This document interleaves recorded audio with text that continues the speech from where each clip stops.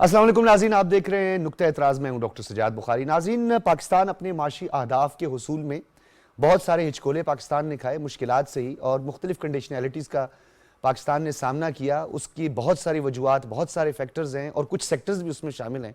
और एक trust deficit था जिसको बहाल किया पाकिस्तान ने, और फाइनेंशियल इंस्टीट्यूशंस जो कि बदकिस्मती से हम कहेंगे किताबें हैं IMF के, और IMF के बेल आउट के बाद वो बंद दरवाजे जो है वो खुल जाते हैं। और पाकिस्तान ने भी अपनी रिवायत को बरकरार रखा, और बिल्कुल पाकिस्तानी हुकूमत ने वो तमाम अहदाफ जो कि IMF की जानिब से रखे गए थे, जिन रिफॉर्म्स की बात की गई, कुछ कड़वी गोली कड़वे घूंट का जिक्र भी हम यहाँ पे करते हैं कि अवाम पर कुछ बोझ ज़रूर आया, लेकिन बिल आखिर $7 बिलियन का बेल आउट रवां साल सितंबर में आपकी उनके एग्जीक्यूटिव बोर्ड ने जो है उसकी मंजूरी दी। अब 37 माह में इसकी अदायगी होनी है। क्वार्टरली कुछ अहदाफ उनकी जानिब से भी रखे गए थे। रेवेन्यू टारगेट गो के अब भी पूरा नहीं हुआ, और 190 बिलियन रुपीस का जो शॉर्ट फॉल है, इस हवाले से भी आज हम बात करेंगे। डॉक्यूमेंटेड इकॉनमी के हवाले से, और ख़ास तौर पर वो जो फाइलर नॉन फाइलर का कंसेप्ट था, उस हवाले से भी हुकूमत ने बहुत अच्छा काम किया। ईज़ ऑफ डूइंग बिजनेस, जिसके लिए हमारा SIFC जो है वो एक बड़ा मौसर साबित हुआ, और अब कॉस्ट ऑफ डूइंग बिजनेस के लिए हमें मजीद इक़दामात भी करने हैं, कॉस्ट ऑफ प्रोडक्शन के लिए, और फिर कैपेसिटी पेमेंट हमारा एक बहुत बड़ा मसला रहा है, उस हवाले से भी हुकूमत काम कर रही है। वज़ीर ख़जाना मोहम्मद औरंगज़ेब से आज बड़ी अहम मुलाकात हुई है, चीफ नेथन पोर्टर की, और ये IMF का जो वफ़द है, ये वज़ारत ख़जाना का, इन्होंने दौरा भी किया है। इस मुलाकात में $7 बिलियन के कर्ज प्रोग्राम पर अमल दरामद और अब तक होने वाली पेशरफ्त पर भी तबादला ख्याल हुआ है। और कुछ माहिरीन ये भी समझते हैं कि पेट्रोलियम मसनूआत में जिस लेवी के बढ़ाने की बात की जा रही है, उससे पेट्रोलियम मसनूआत में कुछ महंगी हो सकती है, पेट्रोल की प्राइस कुछ बढ़ सकती है, कि जो 60 रुपए से बढ़ाकर 70 तक ले जाने की तजवीज़ सामने आई थी। नाज़रीन, इस हवाले से हुकूमत वक्त के जो इक़दामात हैं, और बिलखुसूस पाकिस्तान जो कि फ़ाइनेंशियल क्रंच का शिकार था, और वो जो कंडीशंस और जो आपके सामने है माजी में, उसको किस तरीके से रद्दी की टोकरी में फेंक दिया गया, और अपने पॉलिटिकल ऑब्जेक्टिव के तहत पाकिस्तान को न सिर्फ नुकसान पहुंचाया गया, बल्कि पाकिस्तान का इकोनॉमिक स्ट्रक्चर जो है वो ख़राब हुआ काफ़ी हद तक। अब उसमें बेहतरी आ रही है, बतदरीज बेहतरी आ रही है। इन्फ्लेशन जो एक आम आदमी का मसला है, और इन्फ्लेशन में सिंगल डिजिट जो है वो हमारे लिए एक बहुत अच्छी खबर है। अशिया खुर्दनोश में वाज़े कमी जो है वो भी हमारे लिए एक बड़ी अच्छी खबर है। इस हवाले से हम बात करेंगे, माहिरीन का तारुफ करवाते चलें। इस्लाम न्यूज़ में मेहताब हैदर साहब हमारे साथ मौजूद हैं, किसी तारुफ के मोहताज नहीं, सीनियर तज्ज़ियाकार हैं। डॉक्टर तलत अनवर साहब ने भी हमें ज्वाइन किया है, माहिर माशियात हैं, और बिलखुसूस इकनॉमिक इंडिकेटर्स जो रिसेंट हमारी जो डेवलपमेंट हुई है उस पर बड़ी आपकी गहरी नज़र है। डॉक्टर साहब, आपसे गुफ्तगू का आगाज़ करते हैं। ये बताइएगा सर, कर्ज पे कर्ज एक आम आदमी को समझाने के लिए, कि हम जब भी आलमी मालियाती फंड से रुजू करते हैं या किसी नए प्रोग्राम में हम जाते हैं, तो उनका एक इकनॉमिक स्ट्रक्चर है। अब वो इम्पोज करते हैं, या हमारी बेहतरी के लिए होता है, या हमारी रिफॉर्म्स जो कि हमें लानी चाहिए थी उसके लिए होता है, ये तो एक अलहदा सवाल है। लेकिन क्या इस IMF प्रोग्राम के हवाले से, जिस तरीके से IMF के नुमाइंदे खुद भी इस बात का इकरार कर चुके हैं कि पाकिस्तान का लगता यह है कि यह आखिरी प्रोग्राम होगा, इस पर भी जरा रोशनी डालिएगा। क्या यह मुमकिन है कि पाकिस्तान ये अब आखिरी प्रोग्राम की तरफ बढ़ रहा है, या अभी तक लगता है कि आपको इस शॉर्ट फॉल को और इस रेवेन्यू टारगेट को बढ़ाने के लिए मजीद भी काम करना होगा? जी शुक्रिया बहुत बहुत।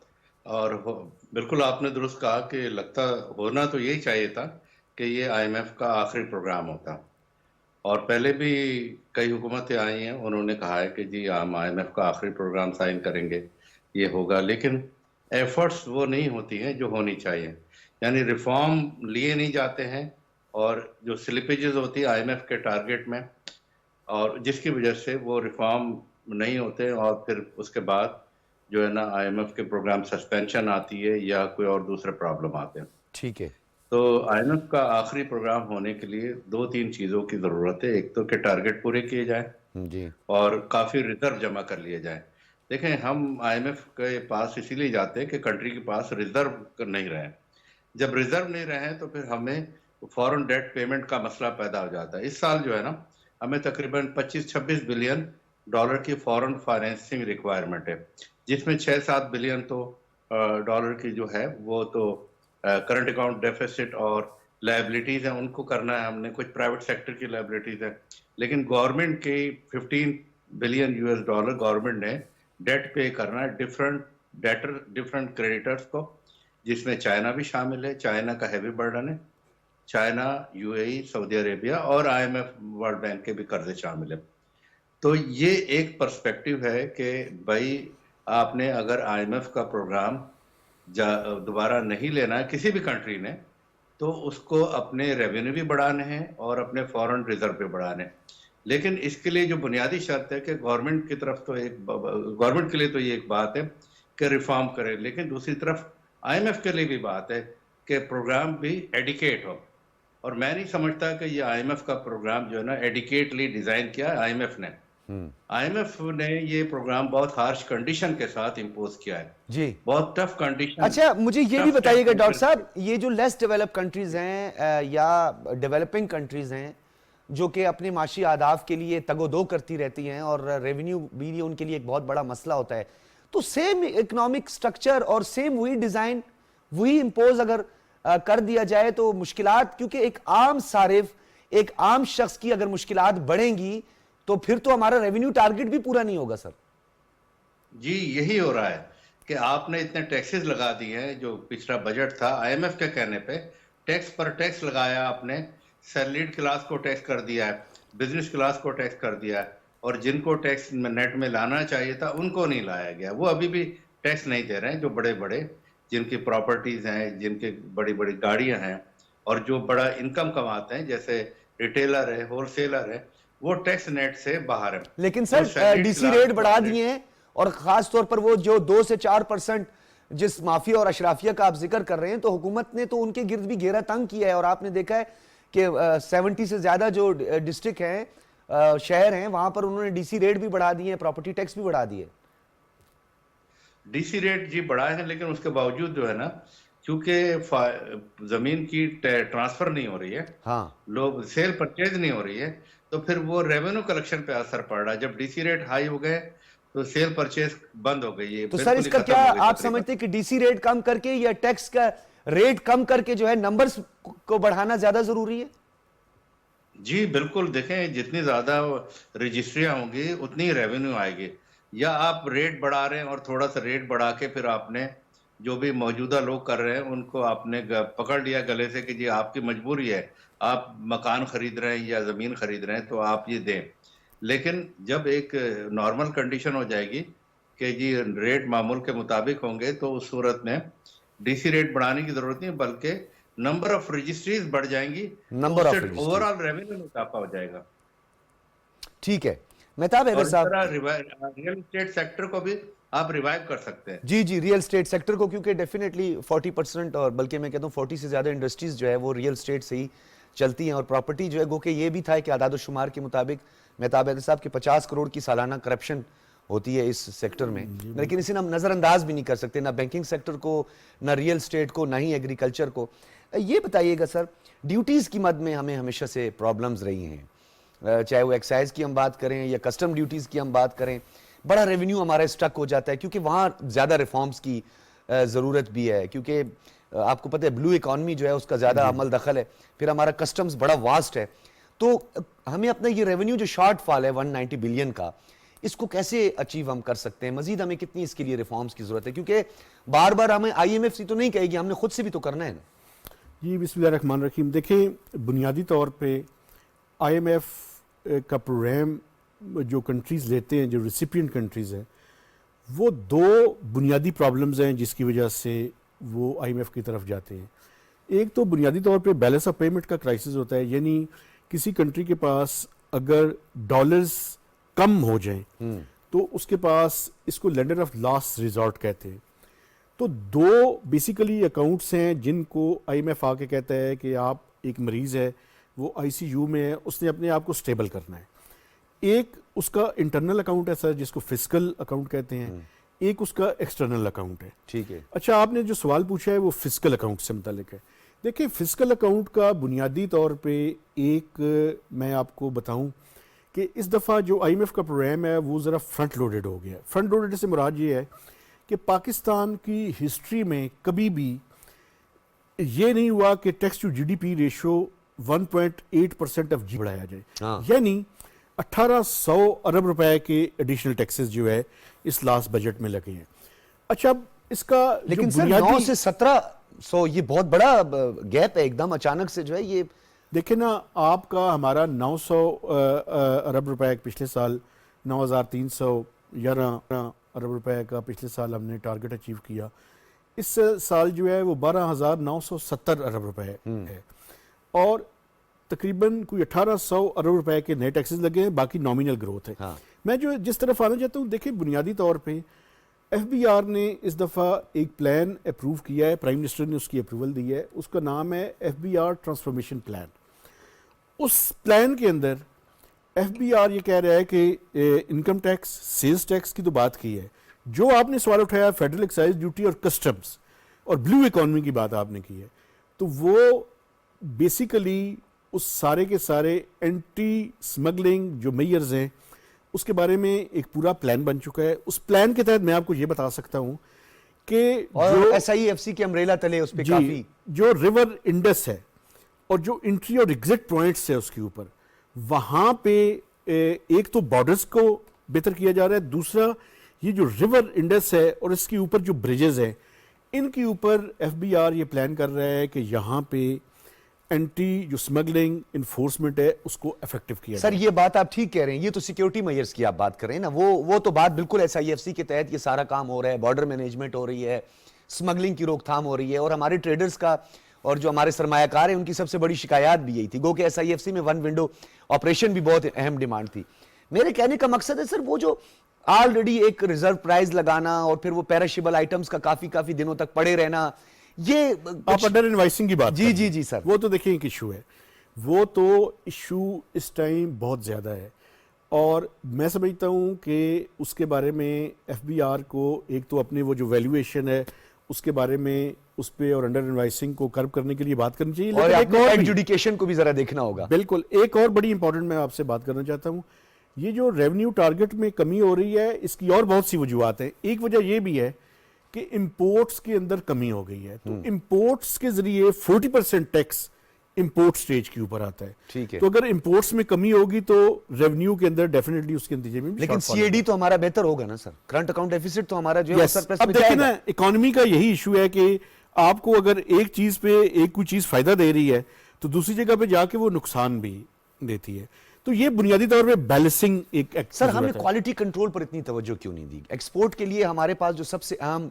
जो हमारे यहाँ हर्डल जो रुकावट पैदा होती है वो रॉ मटेरियल एंड प्लस हमारे क्वालिटी कंट्रोल है। मैं समझता हूँ क्वालिटी कंट्रोल के अलावा हमारी जो अनकम्पिटिटिव प्राइसेस हैं, ये आपकी एनर्जी की प्राइसेस हो गई और ये जो टैक्सेशन रजीम है, दोनों के साथ साथ क्वालिटी की बात आप बिल्कुल ठीक कर रहे हैं, ब्रांडिंग की बात बड़ी इंपॉर्टेंट है, मार्केटिंग की बात बड़ी इंपॉर्टेंट है, नई मार्केट्स को तलाश करने की बात बड़ी इंपॉर्टेंट Yes. है। तो ये सारे काम साइमल्टेनियसली किए जाएंगे। असल में जरूरत इस चीज की है कि नॉन डेट क्रिएटिंग इनफ्लोज जो है, डॉलर्स आए रेमिटेंसेस के जरिए, डॉलर्स आए एक्सपोर्ट्स के जरिए, ना कि डॉलर्स आए मजीद कर्जे लेकर। सर लेकिन वो एक्सचेंज रेट के लिए मैं डॉक्टर साहब आपने जो पहले बात की थी, बड़ा अहम आपने नुक्ता उठाया था, मैं चाहूंगा क्योंकि आपने वो DC रेट्स की बात की थी और प्रॉपर्टी में टैक्स के इजाफे की बात की थी, या फिर बैंकिंग सेक्टर के वो बड़े बड़े परफॉर्मेंट डराने वाले जो हैं, उसका एक इम्पैक्ट आता है हमारे एक्सचेंज रेट पे, डेफिनेटली आता है। डॉलर की परचेजिंग बढ़ जाती है, गोल्ड की परचेजिंग बढ़ जाती है, इनसिक्योर जो है वो इन्वेस्टर जो है अपने आप को इनसिक्योर समझने लगता है। तो आपको लगता है कि हमें पैरेलल इन तमाम महाज को साथ लेके चलना होगा? जी जी बिल्कुल, बहुत अच्छा सवाल है। देखिए, जहां तक इकोनॉमी की स्टेबिलिटी का ताल्लुक है, उसकी स्टेबिलिटी जो है ना डॉलर की स्टेबिलिटी से लिंक है, और आपने देखा है कि पिछले 6 माह से डॉलर अपनी एक पोजीशन पे है, 277-78 इस रेंज में स्टेबल पोजीशन पे है, डॉलर फ्लक्चुएट नहीं हो रहा है।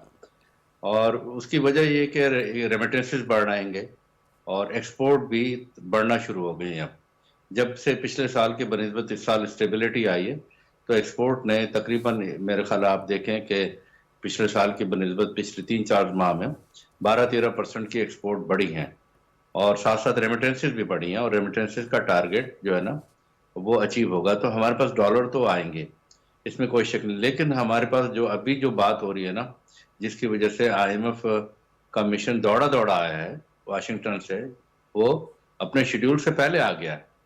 وہ آنا چاہیے تھا فروری میں، وہ پہلے ہی آ گئے یہ نومبر میں، تاکہ انہوں نے یہ دیکھا کہ جی ریونیو کی شارٹ فال ہے، اور 190 بلین ریونیو کی شارٹ فال پہلے کوارٹر میں، جیسا آپ نے اپنے انٹروڈکشن میں بتایا. تو یہ بات تو ہے، لیکن اب دیکھیں نا کہ وہ آئی ایم ایف والوں کو بھی تو سوچنا چاہیے نا کہ آپ پروگرام ڈیزائن کر رہے ہیں، پروگرام مانیٹر کر رہے ہیں، تو آپ اوور آل پروگرام کی مانیٹرنگ کریں نا. آپ خواہ کیوں آ گئے گے؟ آپ نے overall, I M F کا کام یہ ہوتا ہے کہ جی اوور آل فسکل ڈیفیسٹ کو وہ دیکھتا ہے کہ فسکل ڈیفیسٹ اپنے اس سے نہ بڑھے. باقی گورنمنٹس کو، جو بھی ڈیولپنگ کنٹریز میں گورنمنٹس ہوتی ہے، ان کو روم ہوتی ہے کہ جی وہ اپلائی کرے کہ ریونیو کم ہو جائے تو تھوڑی ایکسپینڈیچر میں اچھا ڈاکٹر ایڈجسٹمنٹ کر صاحب، یہ لیں. بھی بتائیے گا، یہ جو آپ نے ابھی بات کی، یہ کوارٹرلی جو ہمارا ایک پرابلم ہے، اور بہت سارے ماڈلز کو یہاں پہ پاکستان میں دوبارہ سے اڈاپٹ کیا گیا، اور بہت سارے ممالک جو ہے ان کا اکنامک سٹرکچر جو ہے اس حوالے سے بہت تباہ ہوا. بہت سارے ممالک کی، اب میں کیا آپ کے سامنے مثال دوں، آپ ایکسپرٹ ہیں، آپ بہت اچھی طرح جانتے ہیں. یہ جو نیگوسیشن کی بات کی جاتی ہے، جب آپ کو ایک ایگزیکٹو بورڈ اس کی اپروول دے دیتا ہے اور آپ کو پہلی انسٹالمنٹ بھی مل جائے، تو کیا ری نیگوسیٹ ہونا یا نیگوسیشن کو دوبارہ سے شروع کرنا مختلف سیکٹرز کے حوالے سے، جس سے پریشانی ہو رہی ہو ریونیو میں، کسی چیز میں، کیا اثر جائزے کا کوئی امکانات ہوتے ہیں؟ جی اصل میں یہ ری نیگوسیشن نہیں ہے، یہ مانیٹرنگ کر رہے ہیں وہ، ہاں کہ جو انہوں نے غلط ٹارگٹ سیٹ کیے تھے، اب وہ دیکھ رہے ہیں کہ جی، میں اسے غلط ہی کہوں گا کیونکہ میرے نقطہ نگاہ سے بہت ایمبیشس ٹارگٹ تھے جو اچیو نہیں ہونا تھے، وہ ڈیفالٹ تو ہونا تھا. اور ساتھ ساتھ انہوں نے پروگرام میں یہ بھی لکھوایا ہے کہ جی ٹارگٹ اچیو نہیں ہوئے تو ایڈیشنل ٹیکس میجر لگائیں گے، الٹا اور ٹیکس برڈن کریں گے. آپ کا جی ایس ٹی بڑھے گا، آپ کا پیٹرولیم ڈیولپمنٹ لیوی بڑھے گا، یعنی مہنگائی لے کر دوبارہ آئیں گے. یعنی مہنگائی انفلیشن میں جو ہے کمی وہ ہمارے لیے، یہ آپ جی نے ٹھیک کہا مہتاب صاحب. انفلیشن کے حوالے سے ہم بات کریں، جس کا میں نے شروع میں بھی خبر دی، جو ایک عام آدمی کی ضرورت ہے. ہم بعض اوقات بات کرتے ہیں تو ہماری جو ٹرمینالوجیز ہوتی ہیں وہ عام آدمی کو نہیں سمجھ آتی. بہرحال اس کو آسان الفاظ میں یہ کہا جائے کہ ایک عام آدمی کا مسئلہ آٹا ہے، چینی ہے، پتی ہے، سستی سبزیاں ہیں، اشیاء خرد و نوش اس کا ایک سب سے بڑا مسئلہ ہے. نان شبینہ جو سب سے عام مسئلہ ہوتا ہے. اب وہ سنگل ڈیجٹ پہ آنا، چینی کا 125 روپے پہ آنا، یکدم سے 30 سے 35 روپے کم ہونا، دالوں کا 40 سے 80 روپے تک کم ہونا. انفلیشن ایک اچھی خبر تھی، خوشی تھی. لیکن اگر جی ایس ٹی بڑھ جاتا ہے اور پھر یہ نیگوشیٹ کر رہے ہیں، ساری چیزیں دیکھ رہے ہیں اثر نو، تو کیا یہ چیز موجود ہے کہ یہ سنگل ڈیجٹ سے دوبارہ ڈبل ڈیجٹ میں جائے؟ دیکھیں، بنیادی طور پہ وہ جو انفلیشن کا وہ زور تھا، جس رفتار سے انفلیشن بڑھ رہی تھی 35 سے زیادہ تھی جی، وہ ٹوٹ چکا ہے. اب دیکھیں، انفلیشن جو ہے وہ دو وجوہات ہوتی ہیں جس کی وجہ سے پاکستان میں جو ہے کسی بھی ملک کے اندر بڑھتی ہے. ایک تو اس کی ڈیمانڈ اگر کسی چیز کی زیادہ ہو جائے، یا سپلائی کے اندر کوئی جو ہے وہ کنسٹرینٹس. دیکھیں پاکستان میں پرابلم یہ ہے، چھوٹا سا ایڈ کر دیں سے ایڈمنسٹریٹو اتھارٹیز جو ہوتے ہیں، ایڈمنسٹریشن جی ڈیفینیٹلی، فیلئر جو ہے وہ بھی بڑھا دیتا ہے. پاکستان میں ڈیمانڈ کی وجہ سے انفلیشن نہیں بڑھ رہی، سپلائی سائڈ کی کنسٹرینٹس ہے جس کی وجہ سے انفلیشن جو ہے بڑھتی ہے. دیکھیں وہ زور جو ہے نا، وہ جو بلڈ اپ ہو رہی تھی وہ ٹوٹ چکا ہے. پچھلے 2 سالوں کے دوران دیکھیں، ایک سال میں 23% تھی ایوریج، ایک سال میں 24% تھی. ابھی آپ انفلیشن کو اگر آن ایوریج دیکھیں تو وہ 6-7% پہ منتھلی بیسس پہ آ چکی ہے.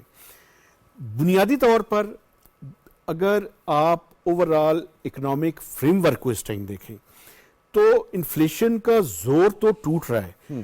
میں ذاتی طور پہ نہیں سمجھتا کہ اس ٹائم حکومت جی ایس ٹی کا ریٹ بڑھانے کے بارے میں سوچ سکتی ہے. ہاں، کچھ ایڈیشنل ٹیکسیشن میئرز ہو سکتے ہیں جس میں کچھ ود ہولڈنگ ٹیکسز کے ریٹس بڑھ سکتے ہیں، وہ انڈر کنسیڈریشن. لیکن مجموعی طور پر مطلب مہتاب صاحب آپ بھی میرے شوز میں آئے اور یہ مطلب مختلف ایکسپرٹس جو ان کی رائے کے مطابق بھی یہ جو ٹیکسز کو بڑھانے سے بہتر ہے کہ ٹیکسز کو کم کر کے نمبرز کو بڑھایا جائے تو ریونیو ہمارا. دیکھیں جس طریقے سے ہم نے پراپرٹی کے حوالے سے آئی ایم ایف کا جو سب سے بڑا پرابلم ہے نا، وہ ون شو فٹس فار آل والی پالیسی جو ہے.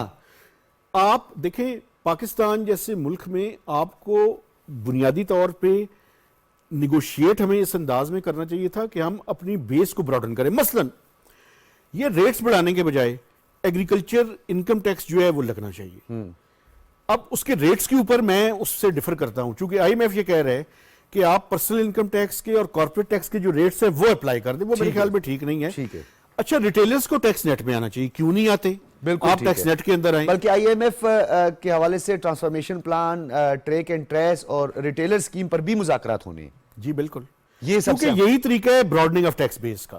डिजिटाइजेशन और टेक्नोलॉजी इस्तेमाल करेंगे हम तो ब्रॉडनिंग ऑफ टैक्स बेस होगी. जी बहुत शुक्रिया आपका मेहताब हैदर साहब और डॉक्टर तलत अनवर साहब, आप दोनों हजरात का बहुत बहुत शुक्रिया. इसी हवाले से एक और बिजली के सारिफीन के लिए भी अच्छी खबर है और तवानाई सेक्टर में इस्लाहात के हवाले से भी बहुत ज़्यादा काम हो रहा है. अब हमने सबसे पहले IMF के हवाले से बात की और IMF का जो इकनॉमिक स्ट्रक्चर है और बिलखुसूस हमने जो इस्लाहात करनी है, जो हमारे हिस्से का काम है, हमने वो करना है. नेगोशिएशन होनी चाहिए, रीनेगोशिएट होना चाहिए. बहुत सारी चीज़ों को अगर रेवेन्यू टारगेट पूरा नहीं हुआ है, अगर शॉर्ट फॉल है तो उसके लिए एक मैकेनिज्म मौजूद है. नाज़रीन, ब्रेक के बाद इस पर हम तफसीलन बात करेंगे.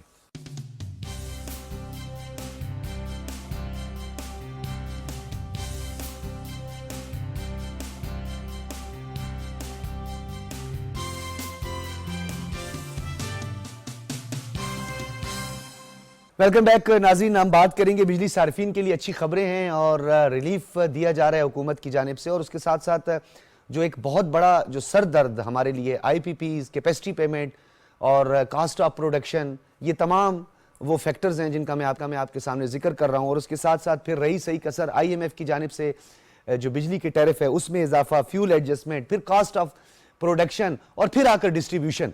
ये तमाम मराइल से गुजरने के बाद एक आम सारिफ की क्या हालत होती है और एक आम सारिफ इससे कितना ज़्यादा मुतासिर हुआ है. लेकिन हुकूमत इस हवाले से रिफॉर्म्स ला रही है और कैपेसिटी पेमेंट के हवाले से नेगोशिएशन हो रही है, रीनेगोशिएट हो रहा है. इस हिकमत अमली के तहत हुकूमत बिजली की कीमत में सिर्फ इसकी असल तरसील के मुताबिक अदायगी करेगी और ये अदा किया जाएगा. और ये टेक एंड पे मोड पर 18 IPP से जल्द मुआहदे का इम्कान भी जाहिर किया गया है और IPPs को सलाहियत की बुनियाद पर अदायगी नहीं की जाएगी. ये बड़ी अच्छी खबर है नाज़रीन, क्योंकि एक अरसे दराज से ये IPPs एक सर दर्द बना हुआ है, क्योंकि हमें जितनी बिजली की ज़रूरत हो उतनी ही बिजली की हुकूमत पे करे. फिर हमें जो ख़ास तौर पर एनर्जी की इस वक्त अशद ज़रूरत है. पाकिस्तान इस वक्त उस स्टेज पर है जहां हम इंडस्ट्रियलाइजेशन की तरफ अब बढ़ रहे हैं, लेकिन इसका क्या इम्पैक्ट होगा, इस हवाले से माहिरीन हमारे साथ मौजूद होंगे. सबसे पहले तारुफ करवाते चलें. इस्लामाबाद स्टूडियोज में आसिम नज़ीर राजा साहब हमारे साथ मौजूद, जुमान है ISCO के. बहुत शुक्रिया आपकी तशरीफ आवरी का. जफर इकबाल सुबहानी साहब हैं, एनर्जी एक्सपर्ट है, आपने हमें स्काइप पे ज्वाइन किया है. जफर इकबाल सुबहानी साहब, आपका भी बहुत बहुत शुक्रिया. सर, आपका सब्जेक्ट, आपकी स्पेशलिटी और उससे इस्तेफादा चाहते हैं हमारे देखने और सुनने वाले. ये बताइएगा सर कि ये कैपेसिटी पेमेंट, IPPs, क्या इसके चुंगल से हम ये कह सकते हैं कि ग्रेजुअली हम इससे छुटकारा पा लेंगे और हुकूमत ने जिस तरीके से एक टेक एंड पे मोड पे जो खास तौर पर 18 IPP से जल्द मुआहदे की बात की है, ये कोई अच्छी खबर है सर? जी, सबसे पहले तो बहुत शुक्रिया मुझे इनवाइट करने का. पहले जो आपका जो गवर्नमेंट ने विंटर पैकेज अनाउंस किया 2-3 दिन पहले, वो एक बड़ा पॉजिटिव नजर है, पॉजिटिव एक्शन है. Because last year I remember के लोग एक्सपेक्ट कर रहे थे और उस वक्त भी IMF था एंड आई अंडरस्टैंड कि IMF ने वो परमिशन नहीं दी आपका विंटर पैकेज का. 2-3-4 साल से ये विंटर पैकेज चल रहा था और बहुत ज्यादा कंजम्पशन, जो ये विंटर में ये पैकेज आए हैं तो कंजम्पशन जो है बहुत ज्यादा बढ़ी है उन महीनों में जब ये पैकेज था, विच इज बेसिकली दिसंबर, जनवरी, फरवरी. पर लास्ट ईयर ये पैकेज नहीं आया और अब जो अनफॉर्चुनेटली ये हुआ है कि जो इकोनॉमी जो इस वक्त जो है अल्हम्दुलिल्लाह इकोनॉमी स्टेबल है, इंडिकेटर सारे अच्छे हैं, लेकिन ये बेसिकली एक ग्राउंड है अपने आप को ऊपर करने के लिए और उसमें अब टाइम लगेगा. जब बहुत ज्यादा चीजें नीचे हो जाती है तो टाइम लगता है. आपका गवर्नमेंट का ये पैकेज है उसका डेफिनेटली जो है वो इम्पैक्ट आएगा. लोग जो है सर्दियों में जो कस्टमर्स हैं, जो घरेलू कस्टमर्स हैं, वो जो गैस हीटर इस्तेमाल नहीं करेंगे और बिजली का इस्तेमाल करेंगे, डेफिनेटली उससे फर्क पड़ेगा. बट क्या इंडस्ट्री की जो कंजम्पशन थी जो पिछले 2 साल में आई थी वो अब आ जाएगी कि नहीं आ जाएगी? मेरा अपना व्यू है कि जिस तरह ग्रोथ थी शायद वो चैलेंज होगा. बिकॉज अभी भी जो है हमारी जो GDP ग्रोथ है वो बहुत ज्यादा नीचे है और उसको टाइम इंडिकेटर्स अच्छे हैं कि आप एक ग्राउंड अच्छा बन गया है. बट ये कि एक है बिकॉज आज जो कंजम्पशन जो अभी तक का आपकी बिजली की जो कंजम्पशन आई है 3 महीने की, अक्टूबर का तो अभी नंबर्स नहीं आए हैं, बट जो 3 महीने के नंबर्स हैं वो 2 साल पहले की जो है कंजम्पशन के बराबर हैं और जो आपका लास्ट ईयर से 20% लो है, which is a very very obviously economy के लिए. अच्छा जफर इकबाल साहब, ये बताइएगा इससे पहले जो रीनेगोशिएट हुआ और जो IPPs के साथ जो है दोबारा से डिस्कशन हुआ, बात ये है कि हम इस वक्त इस वक्त एक कैश 22 की पोजीशन के अंदर हैं। जी जी जी बोले तो जफर बोले इकबाल ना? साहब ये बताइएगा, इससे Second- पहले हमने कहा कि हमें सालाना 60 अरब रुपए की बचत होगी, और अब ये कहा जा रहा है कि इस नेगोशिएशन के बाद जो 18 आईपीपीज हैं जिसका हुकूमत ने वादा भी किया था, तो ये तकरीबन जाके 200 अरब के करीब पहुंच जाएगा। 200 अरब की तो हमें बचत हो गई, लेकिन दूसरी जानिब हम जो कह रहे थे कि शिफ्ट कर दिया जाए, हम फर्नेस आयल से जो हमारी प्रोडक्शन हो रही है, हम हाइडल की तरफ जाएं, गो के वो डैम्स के मंसूबे ऑलरेडी मौजूद हैं, लेकिन हम विंड को और खास तौर पर सर सोलर के हवाले से जो 1 लाख मेगावाट का पोटेंशियल है हमारा, जो है वो लास्ट 3 इयर्स में लिटरली जीरो है फर्नेस ऑयल की, बिकॉज फर्नेस ऑयल सबसे ज्यादा कॉस्टली बिजली है। और ओवरऑल जो आपका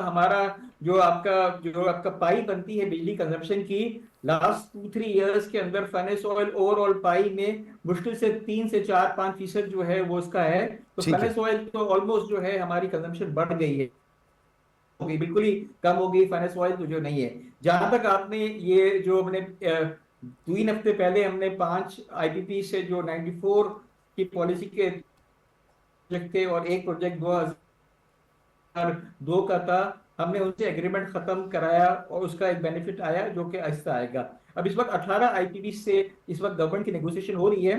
पहली बात तो ये कि ये जो आपकी जो पॉलिसी जिसके तहत ये लगे हैं, ये गवर्नमेंट की पॉलिसी है। अब उनके साथ जो है ना, हमें बड़ा इंपॉर्टेंट है कि हमने गुफ्तशनीद इस तरह करनी है ठीक है। कि जो है ना आपका विन विन सिचुएशन हो। अनफॉर्चुनेटली जो आईपीपीज हैं जो वो कहते हैं कि हमने जो पावर प्रोजेक्ट लगाए, जो गवर्नमेंट की पॉलिसी है, जो टैरिफ्स हैं आपके, जो एफिशिएंसीज हैं आपके, जो आरओई है, उस हिसाब से लगाए हैं। दो गवर्नमेंट की बात भी अपनी जगह सही है कि उसके अंदर काफी ज्यादा रूम मिला प्रॉफिट का, वो अपनी जगह है। अब अगर हमें सरवाइव करना है, इकोनॉमी को सरवाइव करना है और पाकिस्तान की इंडस्ट्री को ग्रोथ करना है, तो हमें हर हाल में जो है अपनी बिजली की कॉस्ट खातिर ख्वाह कम होगी आपकी, ताकि हम आगे बढ़ सके। गवर्नमेंट इस वक्त, आज भी ये न्यूज मैंने पढ़ी कि जो इन आईपीपी से जो एग्रीमेंट चल रहा है 18 आईपीपी सा, होपफुली जो है वो नेक्स्ट 10 डेज में हो जाएगा, जो अच्छी न्यूज है। बिकॉज स्लोली ग्रेजुअली और दूसरे पावर प्रोजेक्ट्स हैं, जिसमें एक न्यूक्लियर गवर्नमेंट के प्रोजेक्ट्स है बहुत सारे हैं, और प्लस और भी चीजें हैं, उसमें हमें काम करना होगा। हमें जो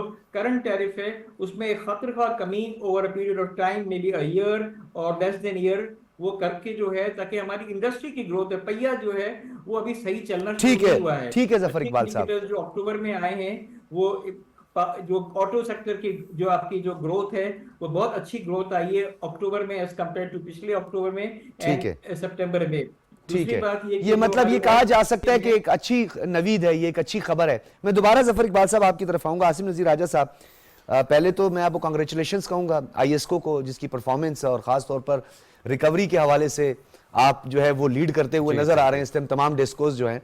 ये बताइएगा सर, कोई रोल मॉडल के तौर पे जरा बताएं किस तरीके से ये सब कुछ आपने किया, और सितंबर 2023 से जिस तरीके से बिजली चोरी के खिलाफ एक क्रैकडाउन शुरू हुआ था, तो उस क्रैकडाउन में किस तरह आपने समझा कि आप लोगों ने कैसे ये अचीव किया?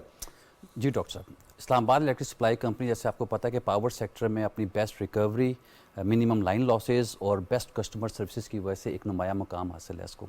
और इसके लिए कोई बड़ा मैकेनिज़्म नहीं है, इसके लिए आपका विजन है, आपकी अप्रोच है और सिस्टम को स्टेबल रखने के लिए वर्कआउट है। जैसा कि अभी आपने जिक्र की कि बिजली चोरों के ख़िलाफ़ जो क्रैकडाउन जारी है, वैसे तो बिजली चोरों के ख़िलाफ़ जो किसी भी पावर डिस्ट्रीब्यूशन कंपनी की जो कार्रवाइयाँ वो रूटीन का हिस्सा होती हैं, लेकिन सितंबर 2023 से एक बड़ा कम्प्रीहेंसिव कंपेन स्टार्ट हुई बिजली चोरों के खिलाफ बिला तफरीक और तसलसल से। तो उसमें अभी तक हमने तकरीबन 3897 केसेस हैं वो पकड़े हैं, जिस पे हमने तकरीबन जो कस्टमर्स को हमने बिल चार्ज किए हैं, जो बिजली चोरी में शामिल थे, डायरेक्ट सप्लाई में शामिल थे, मीटर स्लो किए हुए थे, मीटर टेम्पर्ड किए हुए थे, हमने तकरीबन 33 करोड़ 35 लाख के बिल उनको चार्ज किए हैं। और इसके साथ साथ हमें पुलिस का, गवर्नमेंट ऑफ पाकिस्तान का, मिनिस्ट्री ऑफ एनर्जी का भरपूर ताउन हासिल है। और इस पर जो पुलिस का ताउन है उसके तहत एक लोगों में खौफ भी, वो इंतजामी नकाइस दूर हुए हैं। वो डेफिनेटली देखें, गवर्नमेंट, अदारे, पुलिस और DISCOs, they are on same page. तो अभी हम आपको बताएं कि हमारी तकरीबन 3000 से ज़ायद FIRs रजिस्टर्ड हुई हैं और तकरीबन 2142 बिजली चोरों को गिरफ्तार भी किया गया। तो ये एक लेसन है کہ when all the institutions are on same page تو آپ کو سکسیس کیوں آپ ملتی کو ہے. ہم نے سر مدعو بھی اس لیے کیا ہے کہ یہ تمام جو حکومت کی جانب سے جو خاص طور پہ انرجی سیکٹر پہ کام ہے, جو ریفارمز لائی جا رہی ہیں, جو آئی پی پیز کے ساتھ نیگوسیشن ہو رہی ہیں, اس کا کوئی فائدہ نہیں ہے جب تک ڈسٹریبیوشن کا جو مسئلہ ہے, لائن لاسز کا جو مسئلہ ہے, ریکوری کا مسئلہ ہے, چوری کا مسئلہ ہے, یہ جب تک حل نہیں ہوا تو ایک عام صارف تک. یہ بتائیے گا سر, حکومت کے اوورآل اگر ان تمام جو اقدامات ہیں, اور بالخصوص ہم ایس آئی ایف سی کی بات کریں گے, اب وہ پرائیویٹ کمپنیز نے ہوا اور شمسی توانائی کے ہائبرڈ منصوبہ بھی بنایا, یہ منصوبہ ایندھن کے بغیر اور ماحول دوست بجلی بھی پیدا کرے گا. اس کے ساتھ ساتھ حکومت کی جو اقدامات ہیں بالخصوص ڈسٹریبیوشن کا جو ایک مرحلہ تھا, کیونکہ ہم نے پروڈکشن میں تو بہت کام کیا, ڈسٹریبیوشن کو بدقسمتی سے ہم نے نظر انداز کیا. حکومت کے کون سے ایسے اقدامات ہیں جس سے ایک عام صارف فائدہ اٹھا سکے؟ دیکھیں جی, سب سے پہلے تو جو ہمارا کسٹمرز ہے وہ کیا چاہتا ہے, وہ چاہتا ہے سستی بجلی, وہ کیا چاہتا ہے اس کی کوئی بھی کمپلینٹس ہیں اس کا امیجیٹ ریڈریسل, وہ چاہتا ہے کوئی redressal of their complaints. Government اپنا رول سستی بجلی کی جانب وہ پلے کر رہے ہیں, they are working on this, اور انشاءاللہ we will get a good news, اور ہم حاصل بھی کر رہے ہیں گڈ نیوز. لیکن as far as distribution companies are concern, they are directly dealing with the end user جو کہ کسٹمر ہے, اینڈ یوزر. تو اینڈ یوزر انفارچونیٹلی اس کمپنی کو ہی جانتا ہے, آئسکو ہے تو آئسکو ہی اس کے لیے سب کچھ ہے. تو اس میں یہ ہے کہ ایز اے ڈسٹریبیوٹر کمپنی ہم انشور کر رہے ہیں کہ ان کو اچھی سروسز کی طرف لے کر آئیں, بہترین کسٹمر سروسز کی طرف لے کر آئیں, جدید ٹیکنالوجی کو انڈکٹ کر رہے ہیں ہم. جیسے کہ سب سے پہلے موبائل میٹر ریڈنگ آئسکو میں سٹارٹ ہوئی. ابھی ہم ایک نیو ٹیکنالوجی, آپ کے پچھلے پروگرام میں میں نے بتایا تھا کہ advance metering infrastructure state of the art, اور دور حاضر کے یہ ذرا آسان لفظوں میں ذرا ہمارے صارفین کو پتہ چلے کیا ہے یہ. دیکھیں جی, advance metering infrastructure AMI meters, یہ ایک میٹرز ہیں جو ہم نے راولپنڈی سٹی اور راولپنڈی کینٹ دو سر خیال کریے گھومتے بہت تیز ہیں, یہ ہمارے صارفین کے سر نہ چکرا جائے. ہم اپنے صارف کو یہ یقین دلاتے ہیں کہ پراپر انویسٹیگیٹ اور چیکنگ کرنے کے بعد یہ میٹر لگائے جاتے ہیں. اس کے علاوہ بھی اگر صارف کسی کو بھی کوئی کمپلینٹ ہے کہ جناب ان کا میٹر پراپر ورک نہیں کر رہا, ان کی کنزمپشن سے زیادہ یونٹس بلٹ ہو رہے ہیں, تو ہمارے آفسز موجود ہیں, آپ آئیں, ہم باقاعدہ ہماری ٹیمز موجود ہیں. اور مزید یہ کہ اس میٹر سے سولرائزیشن کو بھی آپ لوگ انکریج کر رہے ہیں؟ جی, سولرائزیشنس میں ایسا ہے کہ ہمارا ایک net metering, solars plus net metering, اس کا بھی ہمارا ایک ڈائریکٹوریٹ موجود ہے. اور ابھی تک ہم آپ کو بتا دیں کہ ہمیں آئسکو کو تقریباً 45,844 اپلیکیشنز ریسیو ہو چکی ہیں, اور اگین نیٹ میٹرنگ میں لیڈ کر رہا ہے تمام ڈسکوز کو. اور ابھی تک ہم نے 41,906 جو کنیکشنز ہیں وہ دے چکے ہیں, اور 37,209 ایسے کسٹمرز ہیں جنہوں نے نیٹ میٹرنگ کے ذریعے کنیکشن. اسی لیے سر آپ اتنے کانفیڈنٹ بھی نظر آ رہے ہیں. میں آپ کی طرف آؤں گا ظفر اقبال صاحب, ڈسکوز کے رول کو آپ کس طریقے سے دیکھ رہے ہیں اوورآل؟ جس طرح ہمارا ISCO ہے اسلام آباد میں جو الیکٹرک سپلائی کمپنی ہے, وہ بڑا اچھا نہ صرف ڈسٹریبیوشن کا ایک صارفین کے لیے بڑی آسانی پیدا کر رہی ہے. تھوڑا میں چاہتا ہوں کہ SIFC پر بھی سر ذرا روشنی ڈالیے گا. یہ ایک بڑا گریٹ انیشیٹو تھا, اور اس کے تحت اب ہم دیکھ رہے ہیں وفاقی حکومت نے سردیوں میں 3 ماہ کے لیے بجلی کے سہولت پیکج بھی دیا ہے.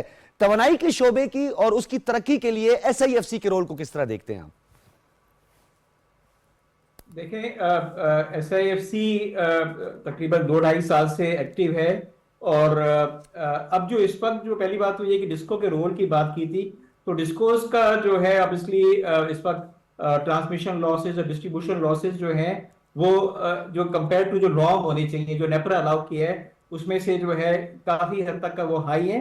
اور اسلام آباد کی مجھے, کیونکہ میں پرائیویٹائزیشن کمیشن کے بورڈ ممبر بھی رہا جب 2015 میں ساری جو ہے پرائیویٹائزیشن ہو رہی ہے ساری ڈسکوز کی, تو مجھے بڑا کلیئرٹی ہے کہ ڈسکو جو اسلام آباد کا ہے he is one of the good discos.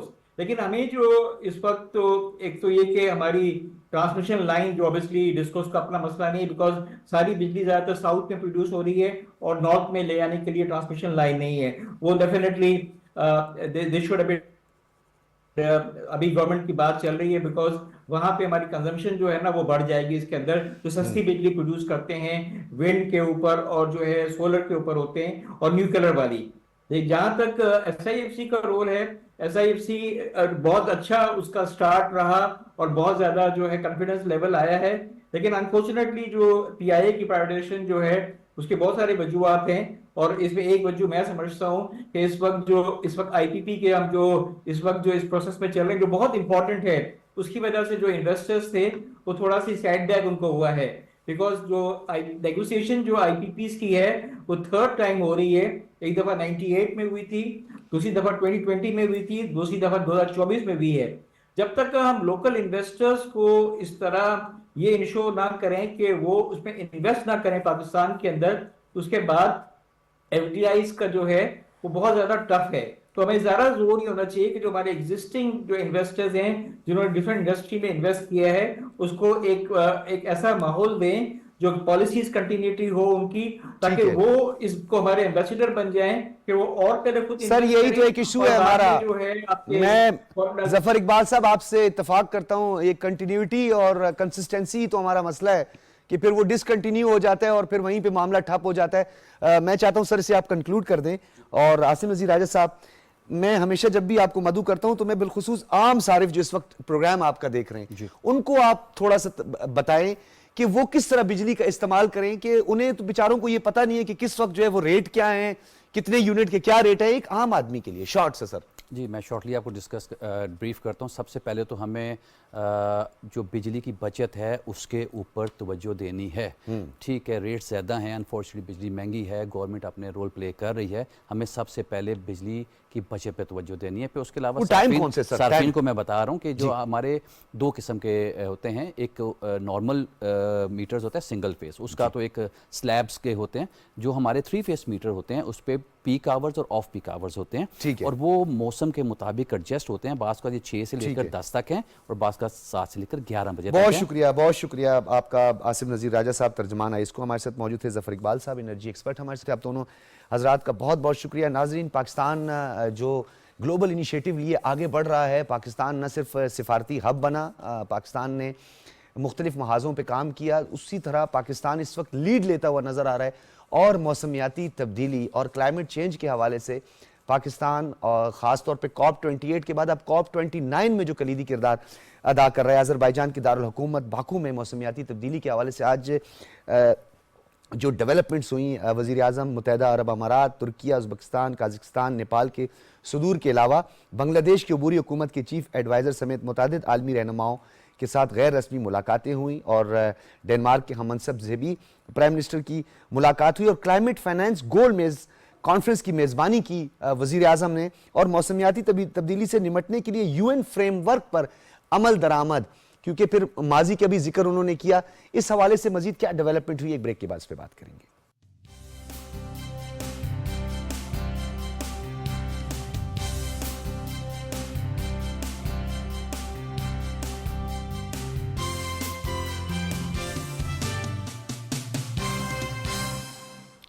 Welcome back नाज़रीन, और हम बात करते क्लाइमेट फाइनेंस गोल मेज कॉन्फ्रेंस की मेज़बानी करते हुए वज़ीर आज़म ने पूरी दुनिया की तवज्जो मबजूल करवाई उस कंपनसेशन की तरफ और आने वाले खतरात जिसमें ग्लेशियर मेल्टिंग शामिल है। क्योंकि नाज़रीन, हम 3 रेंज जो हैं उसके मालिक कह दें या उस महल्ले वकू की बात कर ले। एक तरफ हम हिंदू कुश, कराकरम और फिर हिमालयन रेंज है जहां पर ग्लेशियर मेल्टिंग के कुछ वाकयात रूनुमा हुए और इसी हवाले से आज भी बात हुई। और वज़ीर आज़म ने यह भी कहा कि 2030 तक $6.8 ट्रिलियन दरकार होंगे और ये तरक्की याफ्ता ममालिक की तरफ उन्होंने इशारा किया कि ये कंपनसेशन उनकी तरफ जानी चाहिए। और फिर UN का जो फ्रेमवर्क है वो क्या है, इस पर हमने मदऊ किया। रजा अली साहब है हमारे साथ, क्लाइमेट चेंज है। बहुत शुक्रिया रजा अली साहब, बड़ी मेहरबानी, बहुत शुक्रिया। रजा, वालेकुम सलाम। रजा अली साहब, ये बताइएगा, एक बदतरीन कैटास्ट्रॉफी का हमें सामना करना पड़ा और इसके खतरात के बादल अब भी हम पे मंडला रहे हैं और अब रिसेंटली भी हमने देखा है कि कुछ इस तरह की डेवलपमेंट हुई हैं। कहीं पे ड्राउट की बात करते हैं, कहीं पे हैवी रेनफॉल है। किस तरह हम इस COP29 में अपने टारगेट्स अचीव कर सकते हैं, क्योंकि वजीर आजम ने तो पूरी दुनिया को बता दिया है कि ये क्लाइमेट चेंज कितना बड़ा खतरा है और उन ममालिक के लिए जिनका कार्बन इमिशन में कोई कंट्रीब्यूशन ही नहीं है। जी, ये बड़ी खुशाइन बात है कि प्राइम मिनिस्टर और डिसीजन मेकिंग लीडरशिप वहां पे मौजूद है और उन्होंने देखें, मेडिकल पॉइंट ऑफ व्यू से अगर आप किसी बीमारी को प्रॉपर डायग्नोज कर लेते हैं तो उसका इलाज बहुत आसान और जल्दी हो जाता है। تو یہ جو ہمارا ایشو اب ہمارے ملک میں ایسی بات نہیں کہ ہم لوگ ملک میں کام نہیں ہو رہا، بڑا بہترین کام ہو رہا ہے. اگر آپ دیکھیں تو واٹر ریسورس مینجمنٹ کے اوپر وہ بھی کلائمیٹ چینج کے ساتھ انٹر لنک کرتا ہے. ایگریکلچر جیسے کارپوریٹ ایگریکلچر فارمنگ ہو گئی، انرجی سیکیورٹی ہو گئی، ساتھ میں اس کے ساتھ ہمارا ریلوے انفراسٹرکچر جیسے مختلف ہمارے میٹروز سٹیز میں ہے. تو کام تو ہو رہا ہے، لیکن اس کے لیے کلائمیٹ چینج کے لیے آپ کو فائنانسنگ کی بہت ضرورت ہے. یعنی ہم جیو اکنامک کی بات کرتے ہیں تو اس طرح سمجھے کہ کلائمیٹ فائنانسنگ بھی بہت ضروری ہے. اور ہمارے ملک میں تو ابھی بہت اچھا ہو گیا ہے، شکر الحمدللہ، کہ ہر ایک کو سمجھ آ گئی ہے کہ جتنا بھی کرائسس ہو رہا ہے، جتنے بھی پرابلمز آ رہے ہیں، ایشو آ رہے ہیں، یہ کلائمیٹ چینج کے ریلیٹڈ، جیسے گلیشیئرز کا میلٹ ہونا. تو یہ جب ہم پراپر اس کو بلکہ کام اس پہ شروع ہوا ہے، اور اس کے لیے اگر پراپر فائنانسنگ ہو جائے گی تو یہ اور بوسٹ کر جائے گا. تو سر یہ جو 1.5 ابھی ریسنٹ ہم نے دیکھا کہ گلیشیئر میلٹنگ کے حوالے سے کچھ جو محققین ہیں اور خاص طور پر جو کلائمیٹ چینج ایکسپرٹس ہیں وہ یہ سمجھ رہے ہیں کہ 1.5 سیلسیس تک جو ہے وہ انکریز کر سکتا ہے ٹیمپریچر. تو خدا نہ خواستہ وہ جو 90% ہماری ضرورت پوری کر رہا ہے گلیشیئر، تو یہ تو ایک بہت بڑا خطرہ ہے سر. جی یہ تو ہمارے نیشنل سیکیورٹی کے ساتھ بھی ریلیٹڈ ہے، کیونکہ ایکسٹریم ویدر سے جو ہمارے گلیشیئر میلٹ ہو رہے ہیں تو ہمارے واٹر ریسورسز کے اوپر بھی بڑا پریشر آ رہا ہے. اور جیسے کہ ہماری زیادہ تر آبادی سٹیز میں ہے تو ہم ہمیں اس کے لیے فائنانسنگ ضروری ہے کہ تاکہ ہم اس کے لیے ربر ڈیمز اور ریزروائرز بنائیں، تاکہ جو میلٹ ہو رہا ہے اس واٹر کو تو ہم سٹور کر لیں. ہمارے لیے تو یہ پرابلم بھی بن رہا ہے. تو یہ کلائمیٹ فائنانسنگ کا بہت ضروری ہے. اور اس میں سب سے بڑی بات ہے کہ یہ ہمارے پور ہائیڈرو سائیکل کی وجہ سے یہ میلٹنگ ہو رہی ہے. تو یہ اس طرح کے ہمارے جو میجر جو ہمارے ڈیسیجن میکنگ لیڈرشپ ہے، اس طرح کی کانفرنس میں جاتے ہیں، انٹریکشن کرتے ہیں، تو وہ اور اچھی بات ہوتی ہے. کیونکہ ہم لوگوں نے کام کیا، ایسی بات نہیں ہے کہ ہم لوگوں نے کام نہیں کیا، کام بہت زیادہ ہو گیا. ایون ہمارے پروونس خیبر پختونخوا میں بھی کلائمیٹ چینج پالیسی بنی ہے، پنجاب میں بھی بنی ہے، تو یہ باقی پروونسز میں بھی بنی ہے. سر کلائمیٹ ریزیلینٹ پالیسی کے حوالے سے بین الاقوامی سطح پر بھی ہمیشہ سے آواز اٹھائی جاتی ہے. پھر ہمارا کچھ ایڈمنسٹریٹو فیلئر بھی ہے. پھر آپ کو پتہ ہے ہم جہاں سیسمک زونز وغیرہ میں ہم خاص طور پہ اسلام آباد ہے، کوئٹہ ہے، پشاور اور کئی ایسے علاقے ہیں، تو ہمیں اپنا انتظامی ڈھانچہ بھی مضبوط کرنا ہے. کچھ بد انتظامی بھی اس کی ایک آڑے آتی ہے، جب فلیش فلڈ آتا ہے تو ہم کو اس کا خمیازہ بھگتنا پڑتا ہے. جی ہم اس میں تھوڑی سی سستی ہو جاتی ہے کہ ہم چیزوں کو فورکاسٹ نہیں کر جاتے. اگر تھوڑا سا فورکاسٹ کر لیں، جیسے ابھی کلائمیٹ فائنانسنگ کی آپ نے بات کی ہے، تو اگر ہم یہ کاربن اسسمنٹ جس طرح ابھی خیبر پختونخوا میں انہوں نے اسسمنٹ کی ہے کافی، اور باقی پروونسز بھی اس پہ کام کر رہے ہیں with the help of federal government، تو کاربن اسسمنٹ کے ساتھ بھی ہماری کافی ہمارے سپورٹ ہو جائے گی. رضا علی صاحب بہت شکریہ، وقت کی قلت ہے ورنہ ہم آپ سے مزید سے تفصیلاً بات کرتے ہیں. ناظرین اسی حوالے سے شازیہ خان ہماری اینکر پرسن موجود ہیں اور وہاں انہوں نے لوگوں کے تاثرات لیے ہیں، وہاں پہ آنکھوں دیکھا حال اس پوری کانفرنس میں کیا ہوا، آئیے آپ کو سناتے ہیں.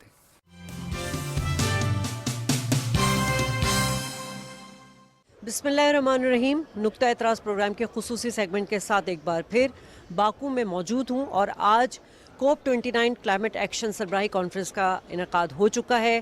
192 کنٹریز کے مختلف سربراہان، مندوبین، ڈیلیگیشن اور مذاکراتی ٹیم یہاں پر موجود ہیں. مختلف سربراہان کی آج خطابات بھی جاری ہیں. پرائم منسٹر شہباز شریف صاحب یہاں پر موجود ہیں، ان کے ساتھ وزیر خارجہ اسحاق ڈار صاحب اور وزیر اطلاعات عطا تارڑ صاحب بھی موجود ہیں. آج ہم نے دیکھا کہ سارا دن جس طرح ایکٹیویٹیز رہی، اس میں پرائم منسٹر صاحب جب آئے اس میں تو افتتاحی تقریب میں شرکت بھی کی انہوں نے، جہاں انہوں نے اقوام متحدہ کے سیکریٹری جنرل اور آذربائیجان کے صدر نے ان کا پرتپاک استقبال کیا. آج پرائم منسٹر کا خطاب نہیں ہے بلکہ کل ان کا ایک کلیدی خطاب ہونے والا ہے، اور اس خطاب کی جس کی ہم بات کرنے جا رہے ہیں وہ نہایت اہمیت کا حامل اس حوالے سے ہے کہ پاکستان جو کہ کلائمیٹ چینج کے حوالے سے جو سفر کنٹریز ہیں اس میں 5ویں نمبر پر ہے، اور پرائم منسٹر شہباز شریف صاحب 2022 کے بعد سے کلائمیٹ جسٹس کے لیے اپنا کیس دنیا کے سامنے رکھ رہے ہیں، اور یقیناً دنیا نے اس کو ادراک بھی کیا اس کا، اور اسی کی وجہ سے کوپ 27 کو نوٹس کر لیں یا کوپ 28 کو نوٹس کر لیں، اس میں پرائم منسٹر صاحب کی جو تجویز تھی کہ جتنے بھی ترقی پذیر ممالک ہیں ان کا جو ڈیمیجز ہو رہے ہیں، ان کے جو نقصانات ہو رہے ہیں، اس کے لیے ایک فنڈ قائم کرنا چاہیے. سو آج اسی حوالے سے ہم بات کریں گے. میاں محمد شہباز شریف صاحب जब पहली दफ़ा भी प्राइम मिनिस्टर थे और अब भी क्लाइमेट जस्टिस के लिए बहुत ज़्यादा कोशिशें कर रहे हैं और दुनिया को ये बावर करा रहे हैं कि ये सिर्फ पाकिस्तान का मसला नहीं है बल्कि ये दुनिया के लिए एक चैलेंज बनकर के उभर रहा है। आज अब ये सुबह ओपनिंग सेरेमनी थी लीडर्स समिट की, तो यहाँ पर वज़ीर आज़म पहुँचे तो अक़वाम मुत्तहिदा के सेक्रेटरी जनरल अंतोनियो गुतेरेस और होस्ट सदर जो हैं आज़रबाईजान के इल्हाम अलीयोफ ने वज़ीर आज़म का बड़ा गर्मजोशी से इस्तकबाल किया और जो रिसेप्शन पे वज़ीर आज़म इन दोनों रहनुमाओं के साथ काफ़ी देर महव गुफ्तगू रहे, जहाँ पे उन्होंने ख़ास तौर पे वज़ीर आज़म के क्लाइमेट जस्टिस के हवाले से विजन पर बात हुई। आज वज़ीर आज़म का सबसे ज़्यादा प्रेसिंग यहाँ पे स्केजुअल है।